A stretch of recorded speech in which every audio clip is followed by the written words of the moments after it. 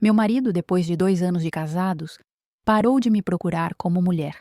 Para ele, eu só servia para uma coisa: cuidar da casa e dos seus filhos. Deixei de ser esposa para me tornar empregada. Deixei de ser desejada para ser apenas útil. E levei anos para entender que isso não era amor, era aprisionamento. Antes de começar minha história, peço que deixem um like neste vídeo, se inscrevam no canal e comentem de qual cidade estão assistindo. Seu apoio significa muito para mim. Meu nome é Adriana, tenho 59 anos hoje e quando olho para trás, para aquela mulher de 25 anos que fui, ainda sinto uma mistura de tristeza e raiva. Tristeza por tudo que aceitei. Raiva por ter demorado tanto para perceber que merecia mais. Conheci o Marcos quando eu tinha 23 anos. Ele tinha 28. Trabalhava como vendedor numa loja de móveis. Era bonito, charmoso. Sabia exatamente o que dizer. Quando começamos a namorar, me senti a mulher mais sortuda do mundo. Ele era atencioso, romântico, sempre com flores, sempre com elogio. Você é a mulher mais linda que já vi, ele dizia, segurando meu rosto entre as mãos. Vou te fazer tão feliz. E acreditei. Acreditei em cada palavra, em cada promessa, em cada sonho que ele pintava do nosso futuro juntos. Namoramos por 1 ano e meio. Durante esse tempo, Marcos era perfeito, atencioso, carinhoso, sempre presente. Conversávamos por horas sobre tudo, sobre nossos sonhos, nossos medos, nossos planos. Ele queria família grande, casa cheia de filhos. Eu também queria. Parecia que estávamos perfeitamente alinhados. A intimidade era boa. Ele era gentil, respeitoso, se preocupava com meu prazer. Havia paixão, havia conexão, havia aquela sensação de estar completa quando estávamos juntos. Casamos quando eu tinha 25 anos. Cerimônia bonita, vestido branco que minha mãe ajudou a escolher, festa com todos os amigos e familiares. Foi um dos dias mais felizes da minha vida. Olhei para o Marcos no altar e pensei: esse é o homem com quem vou envelhecer. Esse é meu para sempre. Os primeiros meses de casamento foram maravilhosos. Morávamos num apartamento pequeno, mas aconchegante. Eu trabalhava como secretária numa clínica. Ele continuava na loja de móveis. Nos fins de semana, fazíamos passeios, íamos ao cinema, jantávamos fora. E as noites eram cheias de intimidade, de conexão, de amor físico que fortalecia o amor emocional. Engravidei 6 meses depois do casamento. Foi surpresa, não estávamos planejando ainda. Mas foi surpresa boa. Marcos ficou radiante quando contei. Vamos ter um bebê. Ele me girou nos braços, rindo. Você vai ser a mãe mais linda do mundo. A gravidez foi tranquila. Enjoos normais, cansaço esperado, mas nada que não fosse suportável. Marcos era atencioso, me ajudava quando eu não estava me sentindo bem, fazia massagem nos meus pés inchados, preparava chá de gengibre para os enjoos. Lucas nasceu numa manhã de março. Parto difícil, doloroso, mas quando coloquei meu filho nos braços pela primeira vez, esqueci toda a dor. Marcos estava ali, olhando para nós dois com lágrimas nos olhos. Obrigado, ele sussurrou. Obrigado por me dar isso. Os primeiros meses com o bebê foram exaustivos. Lucas chorava muito, dormia pouco, demandava atenção constante. Eu estava cansada, sempre cansada, sobrevivendo com poucas horas de sono fragmentado. Marcos ajudava no início. Trocava fraldas, embalava o bebê, me dava folga quando podia. Mas, gradualmente, foi se afastando das tarefas de cuidado. Você sabe fazer melhor, ele dizia quando eu pedi ajuda. Você tem jeito natural com ele. Eu só atrapalho. Parei de trabalhar. Era difícil conciliar emprego com cuidado de bebê e meu salário mal cobria os custos de creche. Então decidimos que eu ficaria em casa. Seria temporário, dissemos, até Lucas estar maior. Mas ficar em casa mudou algo na dinâmica do nosso casamento. Eu não percebi na época, mas agora vejo claramente. Comecei a ser vista não como parceira, mas como funcionária. Meu trabalho era cuidar da casa, do bebê, dele. E como não estava ganhando dinheiro, Sentia que tinha que compensar sendo perfeita em tudo mais. A intimidade começou a diminuir. No início, pensei que era normal. Estávamos cansados, tinha bebê acordando toda noite, eu estava ainda me recuperando do parto. Mas passaram-se semanas, depois meses, e Marcos não demonstrava interesse. Quando eu tentava iniciar algo, ele estava cansado, ou com dor de cabeça, ou preocupado com o trabalho. Sempre tinha desculpa. E gradualmente parei de tentar. Parei de me arrumar de forma atraente. Parei de me sentir desejável. Lucas tinha 1 ano e meio quando engravidei novamente. Dessa vez não foi surpresa planejada. Foi acidente, falha de método contraceptivo. Quando contei para Marcos, vi hesitação no rosto dele. Outro, ele disse. Já estamos apertados financeiramente. Você acha que é boa ideia? Mas você queria família grande, lembrei. Sempre falou isso. Queria. Mas pensei que esperaríamos mais tempo. Que você voltaria a trabalhar primeiro. Mas mesmo com hesitação, ele aceitou. E Marina nasceu 2 anos depois de Lucas. Mais uma gravidez difícil, mais um parto doloroso, mais uma recuperação longa. Com 2 filhos pequenos, a vida ficou ainda mais complicada. Minhas manhãs começavam às 6, às vezes antes, quando os bebês acordavam. Passava o dia trocando fraldas, preparando mamadeiras, limpando casa, fazendo comida. À noite, quando Marcos chegava, eu estava exausta. E ele também estava cansado. Cansado de trabalhar, cansado de ter que sustentar família de 4 pessoas, cansado de responsabilidades. Então jantava, assistia televisão, dormia. Não conversávamos mais. Não havia mais aquelas conversas longas sobre sonhos e planos. Havia apenas rotina, cansaço, sobrevivência. A intimidade desapareceu completamente. 2 anos de casados e Marcos simplesmente parou de me procurar. Parou de me beijar além de beijos rápidos de bom dia e boa noite. Parou de me abraçar. Parou de me olhar com desejo. Tentei conversar sobre isso. Uma noite, depois que as crianças dormiram, sentei ao lado dele no sofá. Marcos, precisamos conversar sobre nós, sobre nosso casamento. O que tem nosso casamento? A gente não se toca mais. Não temos intimidade. Parecem mais colegas de quarto do que marido e mulher.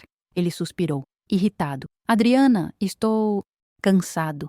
Trabalho o dia inteiro para sustentar essa família. Quando chego em casa, só quero paz. Não tenho energia para romance. Não estou pedindo romance. Estou pedindo conexão. Estou pedindo para ser vista como sua esposa, não apenas como mãe dos seus filhos. Você é mãe dos meus filhos. E é importante. Você cuida deles, cuida de mim, cuida da casa. Isso é o que importa. E eu, o que eu importo, como mulher, como pessoa, você importa fazendo o que está fazendo, sendo boa mãe, sendo boa dona de casa. As palavras doeram mais do que esperava, porque ali, naquela conversa, entendi meu valor aos olhos dele. Eu valia pelo que fazia, não por quem era. Valia pela função que cumpria, não pela pessoa que habitava meu corpo. Nos anos seguintes, tentei aceitar. Tentei me convencer de que aquilo era normal.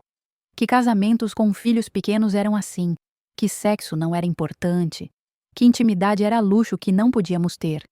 Mas por dentro, algo morria.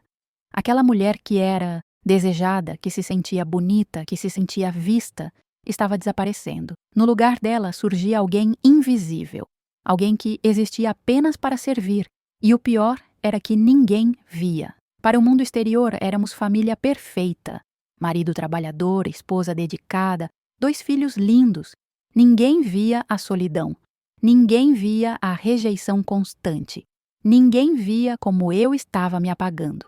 Quando Marina completou 2 anos, 4 anos de casamento total, 4 anos desde que Marcos tinha parado de me procurar, olhei no espelho e não me reconheci. Tinha 29 anos, mas parecia ter 40.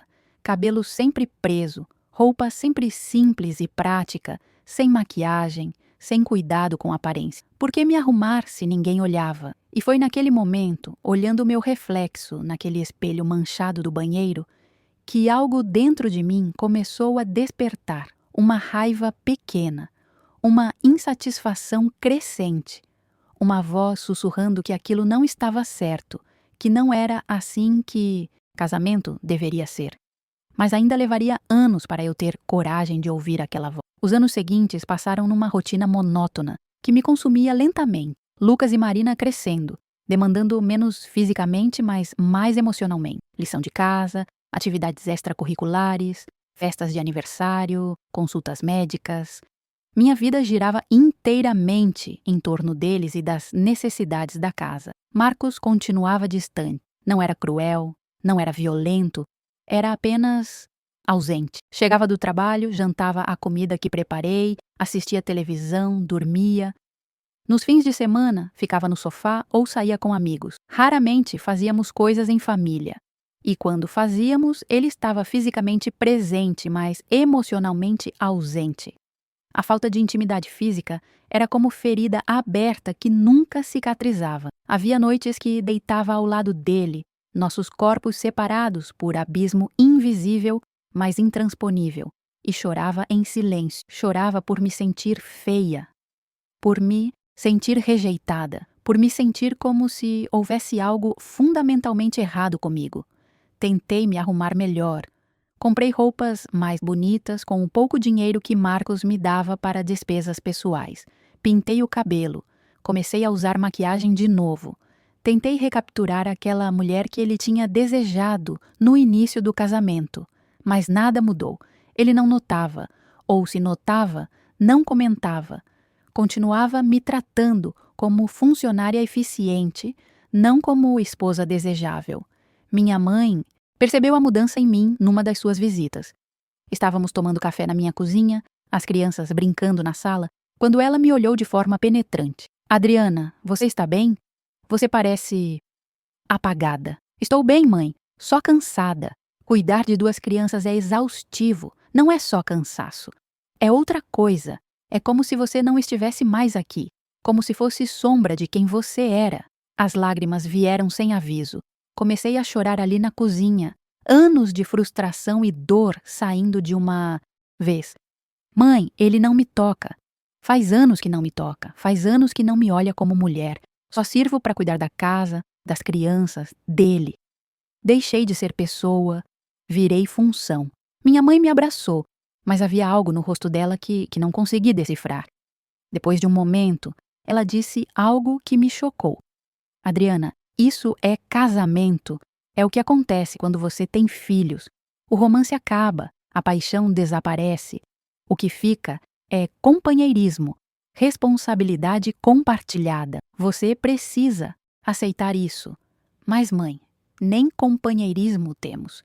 Ele mal fala, só estamos sob o mesmo teto. Vocês têm filhos, têm uma vida construída juntos. Isso é o que importa.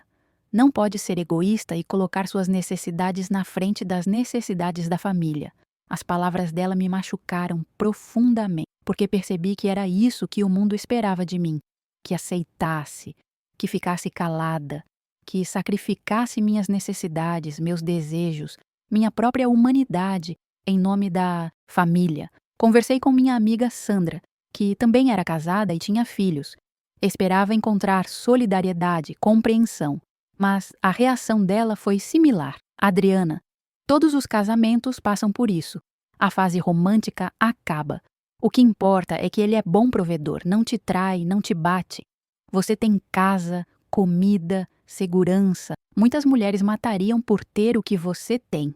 Mas eu não sinto viva. Sinto como um robô programado para limpar, cozinhar, cuidar. Isso é ser mãe. É ser esposa. Nossos desejos ficam em segundo plano. É assim que funciona. Comecei a me questionar. Seria eu o problema? Seria egoísta, como minha mãe disse? Seria imatura por querer mais do que função doméstica? Talvez o problema não fosse Marcos. Talvez fosse eu esperando demais, querendo demais. Mas, mesmo tentando me convencer disso, a insatisfação crescia como planta invasora, tomando conta de cada pensamento, cada sentimento, cada momento de silêncio. Foi quando Lucas tinha 8 anos e Marina tinha 6 que algo aconteceu que mudou tudo. Precisei ir ao médico por conta de dores constantes nas costas. O médico, depois de exames, disse que era tensão muscular extrema, causada por estresse. Você está sob muito estresse? Ele perguntou. Tenho 2 filhos pequenos, uma casa para cuidar. É normal, não é? Ele me olhou de forma curiosa. Estresse normal causa tensão normal. Mas o nível que você tem indica estresse crônico. Você está bem emocionalmente? E então, pela primeira vez com alguém fora do círculo familiar, desabei. Contei sobre o casamento sem intimidade, sobre me sentir invisível, sobre existir apenas como função. O médico me ouviu pacientemente.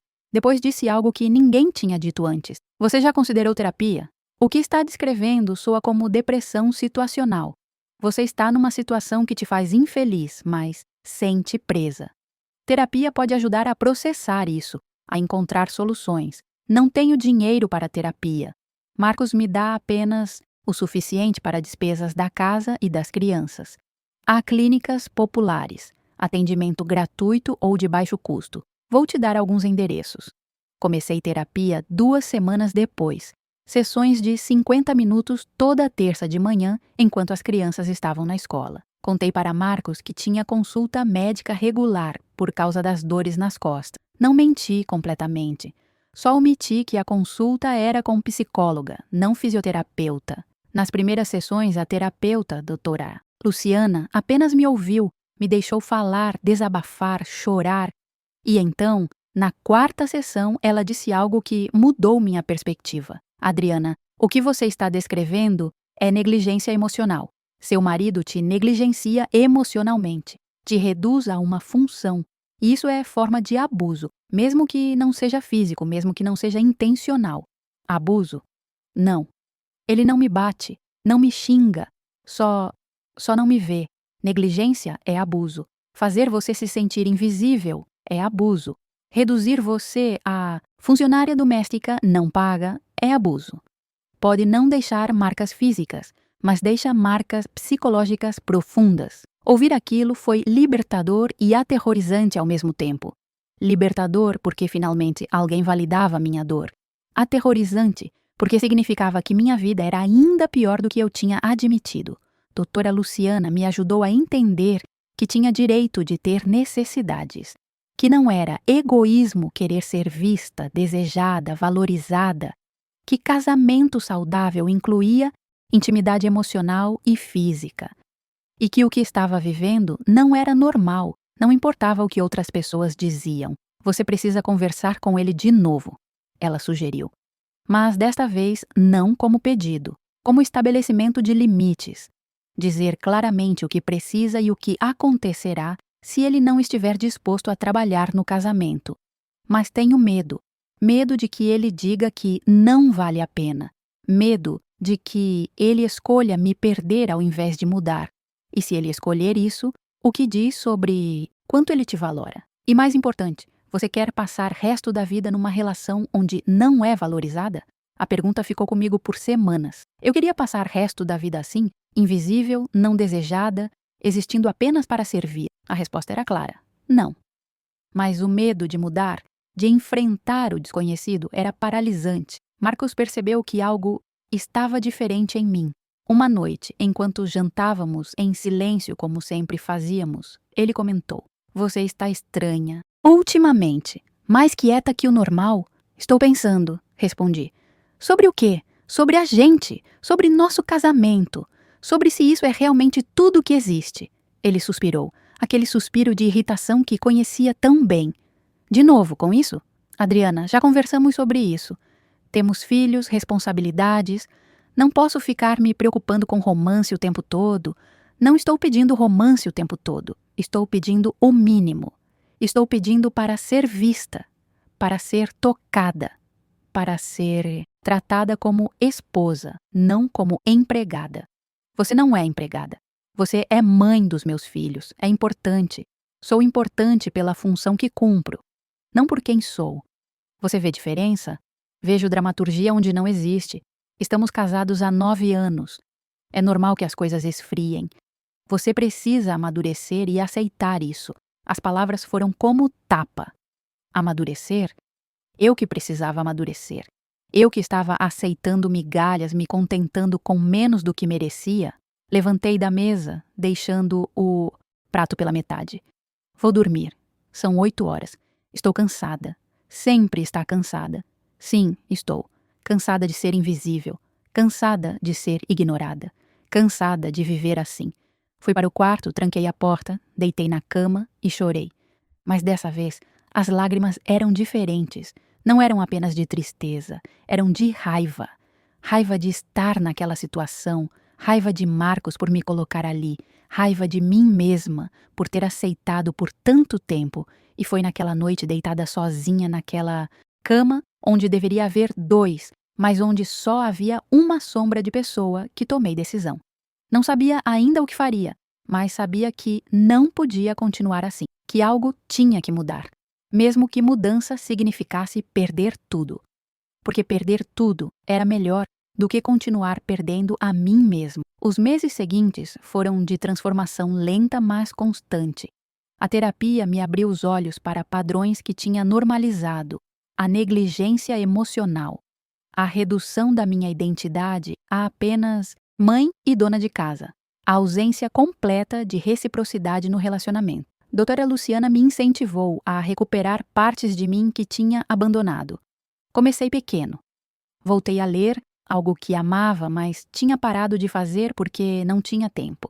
Encontrava meia hora por dia, enquanto as crianças faziam lição, para mergulhar em livros que me faziam sentir viva de novo. Comecei a sair de casa sozinha.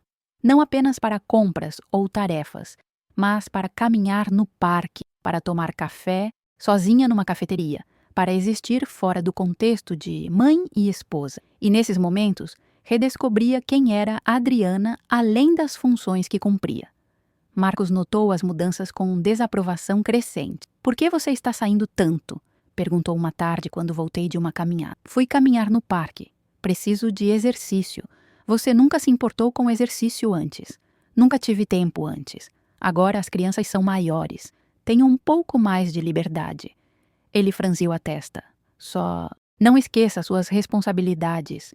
A casa ainda precisa ser cuidada. As crianças ainda precisam de você. Claro, mas eu também preciso de mim." Vi a confusão no rosto dele. O conceito de que eu tinha necessidades próprias, que existia além de servir outros, era completamente estranho para ele. A tensão em casa aumentou. Marcos sentia que estava perdendo o controle, embora não soubesse articular isso. Começou a fazer comentários passivo-agressivos sobre minhas saídas, meus livros, meu tempo para mim. "Deve ser bom ter tanto tempo livre", dizia quando me via lendo. "Não é tempo livre. É tempo que escolho usar para isso, ao invés de assistir televisão como você faz toda noite. Eu trabalho o dia inteiro. Mereço descansar. E eu trabalho o dia inteiro também. Só que meu trabalho não tem fim de expediente, não tem pausa para almoço, não tem salário. Mas, aparentemente, não merece descanso." As discussões ficaram mais frequentes. Pequenas farpas que revelavam ressentimentos acumulados de anos. E através dessas discussões comecei a perceber algo perturbador. Marcos não era apenas negligente. Ele era egoísta de forma profunda e fundamental. Tudo girava em torno dele. Suas necessidades, seu conforto, seu descanso. Quando eu trabalhava fora, meu salário era ajuda. Mas quando ele trabalhava, era sustento da família. Quando eu cuidava das crianças 24 horas, era obrigação natural de mãe. Mas quando ele ocasionalmente brincava com eles por 1 hora, era pai excepcional. A desigualdade estava em tudo, e agora que via, não conseguia deixar de ver. Foi numa noite de sexta-feira, 10 anos de casados, que tudo explodiu. Marcos tinha saído com amigos para beber. Voltou tarde, bêbado, fazendo barulho. Acordou as crianças. Eu estava furiosa. "Você não pode ter um pouco de consideração?" Sussurrei com raiva quando ele tropeçou no corredor. "Relaxa, é sexta-feira. Mereço me divertir. E eu? Quando eu mereço me divertir? Quando eu mereço sair, beber com amigas, voltar tarde, sem me preocupar se alguém está cuidando das crianças? Você pode sair quando quiser. Com quem vou deixar as crianças? Com você que está bêbado?" Ou com você que nunca está disponível porque sempre tem compromisso mais importante. Não é minha culpa que você não tem vida social. Não tenho vida social porque abri mão de tudo para ser mãe em tempo integral. Algo que você nunca teve que fazer. Você continua saindo, continua tendo amigos, continua tendo identidade além de pai. Enquanto eu me tornei apenas mãe das suas crianças. Ele me olhou com olhos embaçados de álcool e raiva. Você escolheu isso. Ninguém te forçou a parar de trabalhar. Você disse que era melhor assim. Você disse que criança precisava da mãe em casa. E eu concordei porque pensei que era o melhor para a família. Mas agora vejo que era o melhor para você ter casa limpa, comida pronta, filhos cuidados, sem ter que mover um dedo. Ele deu um passo na minha direção e pela primeira vez em 10 anos de casamento, senti medo dele. Você está ficando amarga. Está se tornando uma dessas feministas radicais que acham que homem é inimigo. Não acho que homem é inimigo. Acho que você é egoísta. Acho que me usa. Acho que nosso casamento é transação onde eu dou tudo e você toma tudo. Se você está tão infeliz, por que não vai embora? A pergunta ficou suspensa no ar entre nós. E pela primeira vez, considerei seriamente por que não ia embora. O que me prendia ali, além de medo e inércia? Talvez eu vá, respondi calmamente. Talvez eu realmente vá. Vi choque no rosto dele. Nunca tinha ameaçado sair antes. Nunca tinha sugerido que o casamento podia acabar. E agora que tinha dito em voz alta, senti algo estranho. Não arrependimento, mas alívio. No dia seguinte, Marcos acordou com ressaca e sem memória clara da discussão. Mas eu lembrava de cada palavra, e aquelas palavras mudaram algo fundamental em mim. Comecei a fazer planos, silenciosamente, cuidadosamente. Procurei emprego. Não tinha trabalhado há 8 anos, minhas habilidades estavam desatualizadas, mas tinha que tentar. Mandei currículos para dezenas de lugares.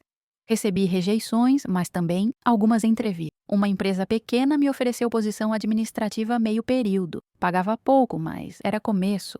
Era independência. Era possibilidade de sair. Quando contei para Marcos, ele ficou surpreso. Você vai trabalhar? E quem vai cuidar das crianças? Elas têm 10 e 8 anos. Podem ficar sozinhas algumas horas depois da escola.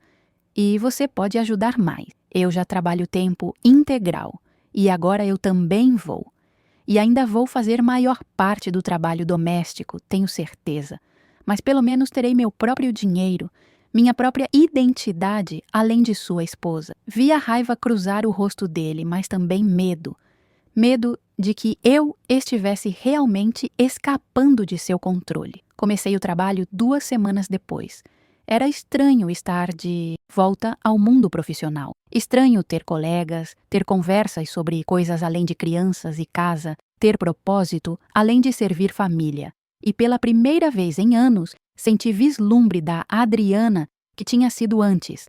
A que tinha sonhos próprios, ambições próprias, vida própria. Mas também ficou mais difícil em casa. Trabalhava meio período, mas continuava fazendo todo o trabalho doméstico. Acordava mais cedo para preparar tudo antes de sair. Voltava e continuava limpando, cozinhando, cuidando. Marcos não ajudava mais só porque eu estava trabalhando também. As crianças perceberam a tensão crescente. Lucas, que tinha 10 anos, me perguntou uma noite: "Mãe, você e o pai vão se separar?" A pergunta me pegou desprevenida. "Por que você acha isso? Vocês brigam muito agora. E você parece triste. Não sei o que vai acontecer, filho. Mas o que acontecer, eu e seu pai sempre vamos amar vocês, sempre." Era a verdade. Não sabia o que aconteceria, mas sabia que não podia continuar. Assim, algo tinha que ceder, e sentia com certeza crescente que seria o casamento. Marcos tentou uma última vez reconquistar controle. Numa noite, enquanto eu lavava a louça, ele se aproximou por trás. Colocou as mãos na minha cintura. Pela primeira vez em anos, havia toque com intenção sexual. Meu corpo inteiro se tensionou. Não de desejo, de raiva. "O que você está fazendo?" perguntei, me afastando, tentando me aproximar da minha esposa. "Você não reclamou que não tenho tocado em você?" Reclamei. Anos atrás, Quando ainda importava, quando ainda queria. Agora é tarde demais. Tarde demais? Estamos casados. Somos marido e mulher, no papel. Mas na realidade, há anos não somos nada além de colegas de quarto que compartilham filhos. Vi a raiva e a frustração no rosto dele. O que você quer de mim, Adriana? Diga. O que precisa para parar com essa atitude? Quero respeito. Quero ser vista como pessoa, não como função. Quero parceria real, não servidão disfarçada de casamento, mas principalmente, quero que você realmente se importe. Não porque está com medo de me perder, mas porque genuinamente se importa comigo. E não sei se você é capaz de. As palavras saíram mais duras do que pretendia, mas eram verdadeiras. E após anos engolindo verdades, sentia bem dizê-la. Marcos ficou ali parado, processando. Finalmente disse algo que confirmou tudo o que eu suspeitava. Não sei fazer o que você está pedindo. Não sei ser o que você quer que eu seja. Eu sei. E é por isso que acho que não tem conserto. Aquela noite dormimos em quartos separados. E pela primeira vez em 10 anos de casamento insatisfatório, dormi bem, porque finalmente tinha admitido a verdade. Finalmente tinha parado de fingir. Finalmente tinha começado o processo de libertação. A decisão de realmente terminar o casamento não veio de uma hora para outra. Veio em ondas, em momentos de clareza que se acumulavam até formar certeza inabalável. E o momento final de clareza veio de forma inesperada. Era um sábado à tarde. Eu estava na cozinha preparando almoço quando ouvi risadas vindas da sala. Fui ver o que era. Marcos estava no sofá com as crianças, assistindo um filme, os três rindo de alguma cena engraçada. Era a imagem perfeita de família feliz. E senti nada. Nenhuma conexão com aquela cena. Era como se estivesse olhando para estranhos. E foi então que soube, com certeza absoluta. Não amava mais aquele homem. Talvez não amasse há anos. Apenas tinha me agarrado à memória de quem ele foi no início, ao sonho do que nosso casamento poderia ter sido. Mas memórias e sonhos não sustentam um casamento. E eu tinha parado de lutar por algo que já estava morto há muito tempo. Naquela noite, depois das crianças dormirem, sentei com Marcos na sala. Meu coração batia rápido, mas minha mente estava clara. Precisamos conversar, disse. Ele suspirou, aquele suspiro cansado que conhecia tão bem. Sobre o que agora? Sobre nosso casamento. Ou a falta dele. Adriana, se... Vai começar de novo. Não vou começar de novo. Vou terminar. Quero o divórcio. O silêncio que seguiu foi pesado, denso. Vi choque no rosto dele, raiva, confusão. Você não está falando sério. Estou. Nunca falei tão sério na vida. Por causa de quê? Porque não tenho sido romântico o suficiente? Porque tenho trabalhado muito? Isso é motivo para destruir uma família? Não estou destruindo família. Família já está destruída. Há anos. Só estamos mantendo aparências. E não posso mais viver assim. E as crianças? Você pensou nelas? Penso nelas todos os dias. E penso que elas merecem ver modelo melhor de relacionamento do que o que temos. Merecem entender que casamento deve ser parceria, respeito, amor, não obrigação, negligência, ressentimento. Ele levantou, começou a andar de um lado para o outro. Isso é loucura. Você está tendo crise de meia-idade ou algo assim. Vai se arrepender. Não vou. A única coisa de que me arrependo é não ter feito isso anos atrás. Vi a raiva dele transformar em desespero. Adriana, por favor, podemos tentar terapia de casal. Podemos tentar consertar isso. Você quer tentar terapia? Você que riu quando sugeri anos atrás, você que disse que nossos problemas eram dramaturgia minha, era diferente então. Era igual. A diferença é que agora você está com medo de perder sua empregada doméstica não paga. As palavras saíram cruas, duras, mas eram verdade. E ele sabia. Não é assim. Você sabe que não é. É exatamente assim. Há 10 anos me usa. Me reduziu à função. E agora que estou saindo, está desesperado não porque me ama, mas porque vai ter que lavar própria roupa, cozinhar própria comida, cuidar dos próprios filhos sem ajuda. Eu amo você. Não, você ama o que eu faço por você. mas não me ama. Talvez nunca tenha amado. Ou talvez amou a versão de mim que era conveniente. Mas a pessoa real, essa você nunca viu. Ele desabou no sofá, cabeça entre as mãos, e pela primeira vez em anos vi lágrimas no rosto dele. Mas não, senti pena, senti apenas cansaço profundo. O processo de divórcio começou na semana seguinte. Procurei advogada, expliquei a situação. Ela foi gentil, mas prática. Você não trabalhou durante 8 anos, disse.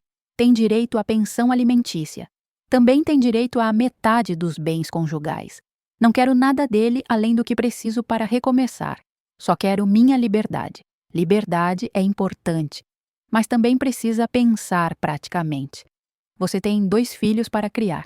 Concordei em pedir o básico.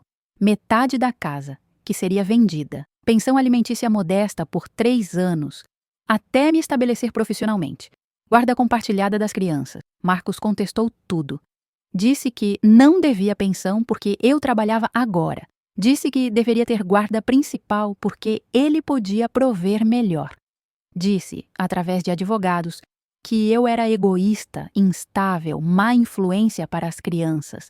As acusações doíam, mas também me fortaleciam, porque mostravam quem ele realmente era. Quando não tinha mais controle, quando não podia mais me usar, revelava sua verdadeira natureza. Mesquinha, controladora, punitiva. Os meses de processo de divórcio foram os mais difíceis.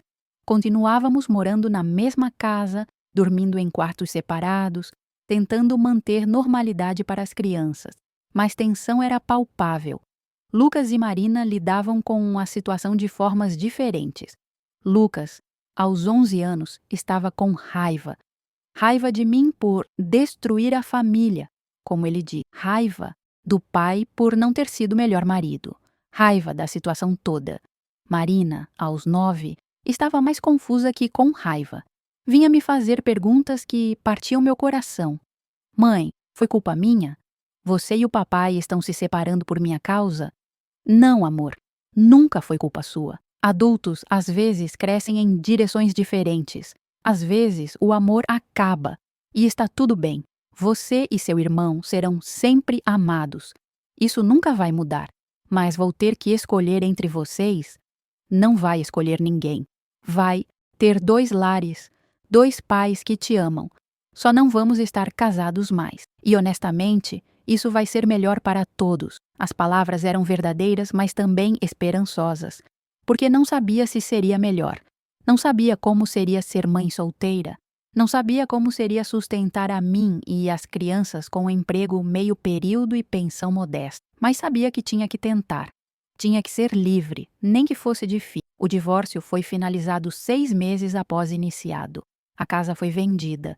O dinheiro dividido. Guarda compartilhada estabelecida. Pensão determinada. Papéis assinados. E então era oficial. Não era mais casada. Aluguei apartamento pequeno. 2 quartos, um para mim, um para as crianças compartilharem quando estivessem comigo. Era apertado, modesto, nada como a casa que tinha antes, mas era meu. Escolhido por mim, decorado por mim, pago por mim. A primeira noite naquele apartamento, depois de arrumar as poucas coisas que tinha, sentei no chão da sala vazia e chorei. Não de tristeza, de alívio, de libertação, de terror também, porque futuro era incerto, mas principalmente de gratidão por ter tido coragem de sair. O trabalho meio período não era suficiente. Consegui segundo emprego, trabalhando à noite algumas horas como atendente numa loja. Era exaustivo, trabalhava muito, dormia pouco, vivia no limite, mas era a vida que escolhi. Era a liberdade que conquistei. As crianças ficavam comigo metade do tempo. Quando estavam lá, fazíamos tudo juntos. Cozinhávamos, limpávamos, conversávamos. Não tinha mais energia para fazer tudo sozinha. Então ensinei eles a ajudarem. E, surpreendentemente, gostavam. Gostavam de se sentir úteis, de contribuírem. Lucas ainda estava processando. Havia noites que ele explodia, gritando que eu tinha destruído tudo. E eu deixava ele ter raiva, processar, sentir. Depois conversávamos, explicava, pacientemente, que às vezes adultos precisam fazer escolhas difíceis, que amor próprio importa, que viver em casamento infeliz não beneficiava ninguém. Marina se adaptou melhor, talvez por ser mais nova, ou talvez porque via algo em mim que não via antes: força, determinação, felicidade, mesmo na dificuldade. Mãe, você está mais bonita agora, ela disse uma noite enquanto escovávamos os dentes juntas no pequeno banheiro. Estou? Está? Você sorri mais, parece mais viva. As palavras dela me fizeram chorar de novo, mas eram lágrimas boas, lágrimas de validação, de saber que tinha feito a escolha certa. Marcos tentou algumas vezes reconquistar. Aparecia no apartamento quando deixava as crianças. Tentava conversar, tentava me convencer de dar outra chance. Mudei, ele dizia. Posso ser melhor, posso ser o que você precisa. Mas eu sabia que não podia. Não porque ele não quisesse, mas porque não sabia como. E mais importante, porque eu não queria mais. Tinha seguido em frente, tinha me encontrado novamente, e não ia desistir disso para voltar a ser sombra que tinha sido. 18 meses após o divórcio, consegui promoção no trabalho principal. Coordenadora administrativa, tempo integral, salário decente, pude largar o segundo emprego, pude respirar um pouco. E com essa estabilidade nova, algo surpreendente aconteceu. Comecei a me sentir feliz, genuinamente feliz. Não felicidade momentânea, mas felicidade profunda de estar vivendo vida autêntica, de estar sendo eu mesma, de estar livre. Hoje, aos 59 anos, olho para trás e vejo jornada que nunca planejei, mas que precisava percorrer. 24 anos desde que saí daquele casamento. 24 anos de liberdade, crescimento, autodescoberta. Lucas tem 35 anos agora. Marina tem 33. Ambos adultos com suas próprias vidas, seus próprios relacionamentos. E, quando olho para eles, vejo que tomei a decisão certa. Não foi fácil. Houve muitos momentos difíceis, mas foi certo. Lucas demorou anos para processar o divórcio. Durante a adolescência, culpava-me por tudo que deu errado. Mas aos 20 e poucos, quando começou seus próprios relacionamentos, começou a entender. Entendeu que eu tinha feito escolha corajosa, que tinha escolhido dignidade sobre conveniência. Mãe, ele me disse numa conversa há alguns anos, eu te julguei tanto. Achei que você tinha sido egoísta, mas agora, vendo meus próprios relacionamentos, entendo. Você não destruiu nossa família. Você se salvou. E ao se salvar, nos ensinou que não precisamos aceitar menos do que merecemos. As palavras dele curaram feridas antigas que nem sabia que ainda sangravam. Marina sempre foi mais compreensiva, talvez porque viu minha transformação de perto. Viu a mãe apagada se tornar mulher vibrante. E isso moldou sua própria vida. Escolhe parceiros que a respeitam. Estabelece limites claros. Não se perde em relacionamentos como me perdi. Às vezes me diz que sou sua heroína. E embora aprecie o sentimento, sempre corrijo ela. Não sou heroína. Sou apenas mulher que percebeu tarde demais que estava perdendo a si mesma. E que teve coragem de recomeçar. Marcos e eu mantemos relação civil agora. Não somos amigos, nunca seremos. Mas conversamos quando necessário sobre os filhos. Ele se casou novamente há 10 anos. A esposa atual parece feliz, embora me pergunte às vezes se ela também está apenas cumprindo função. Ele nunca admitiu completamente o que fez. Nunca pediu desculpas reais pela negligência, pela objetificação, pelos anos que roubou. Mas também não importa mais. Não preciso de desculpas dele. Não preciso de validação dele. Fiz as pazes com meu passado de outras formas. A terapia continuei por anos. Doutora Luciana me ajudou não só a sair do casamento, mas a me reconstruir depois. A aprender quem era a Adriana além de esposa, além de mãe. A descobrir meus valores, meus desejos, meus limites. Aprendi que tinha internalizado tantas mensagens sobre o que mulher deveria ser. Deveria ser sacrificada. Deveria colocar todos antes de si mesma. Deveria ser grata por ter marido, casa, filhos. Não importa o custo pessoal. E desaprender essas mensagens e foi trabalho de anos. Mas cada camada que descascava, cada crença limitante que questionava, me aproximava de quem realmente era. Voltei a estudar aos 42 anos. Fiz faculdade de administração, algo que sempre quis, mas nunca tinha tido oportunidade. Estudava à noite, trabalhava de dia, cuidava dos filhos nos fins de semana. Era exaustivo, mas também era revigorante. Era escolha minha, era investimento em mim mesma. Me formei aos 46. Os filhos estavam na cerimônia, aplaudindo quando subi ao palco para receber o diploma. Marina chorava, Lucas sorria com orgulho, e naquele momento senti que tinha vencido, não contra Marcos, mas contra todas as vozes que diziam que era tarde demais, que eu não era capaz, que deveria me contentar. Com o diploma, consegui emprego melhor, gerente administrativa numa empresa média, salário bom, benefícios, respeito. Pela primeira vez na vida adulta, tinha estabilidade financeira que não dependia de ninguém. Comprei minha própria casa aos 50. Pequena, 2 quartos, jardim nos fundos. Mas era minha, completamente minha.